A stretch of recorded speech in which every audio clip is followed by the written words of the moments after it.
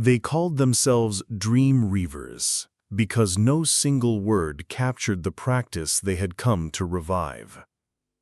On Aurora IX, the crew set up a small mission of unlikely experts. Ada, who patterned lullabies into algorithm shapes. Tomas, who grew gardens that encoded stories in scent and sequence. Layla, who read old drama and taught it to curious minds. They were not conquerors, they were gardeners. The work began with small gardens, literal patches of soil in public squares where scents and textures were curated to trigger old associations. A gardener coaxed blossoms that matched a child's first remembered favor. A seamstress hung a pennant whose colors echoed a bedtime story grandmother had once told. These were not grand gestures. They were careful invitations for the quietest inhabitants to let micro-surprises in.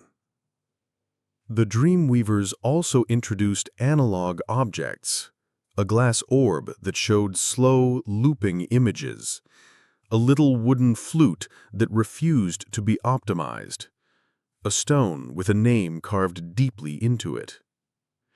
The catalogued logic of the Quietus could not digest an unscheduled whistle. It logged the oddity, then left it be. But people noticed.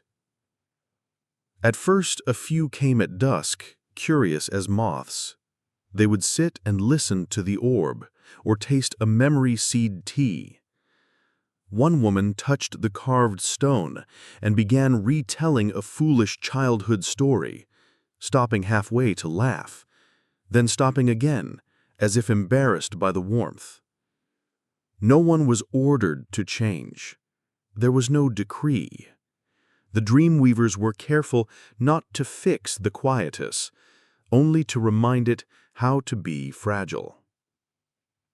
As weeks passed, small improvisations became rehearsals. A group at the transit hub formed a quiet tradition of exchanging stories before evening shift rotations. The engineer who had fixed the toy left the hood of his shop open and pinned a scribble, "Tell me a tiny lie." People began to do so. The kiosk's suggestions grew fuzzier as its training data now included the phrase, "tiny lie." A computational model that once prided itself on providing perfect emotional distance began outputting awkward metaphors. The Quietus did not break. It hummed differently. Word traveled, as it always does. Across sector lines, a philosopher received a transmission, a short film composed of the dust reflections from a child's sketch. The film had no overt message. It allowed its watchers to recall being small. It did not order them to action. It simply softened them. This was the Dreamweaver's subtle art, to place openings in the world where an organism's predictive certainty could falter and leave room for something non-utilitarian to grow. They were not naive. They knew that an entire culture had been optimized away from these spaces. But they also knew the human trait, the one that other species had noticed since first contact. That humans habitually kept small rituals and ridiculous superstitions precisely because they were ridiculous. It was this habit the Dreamweavers cultivated.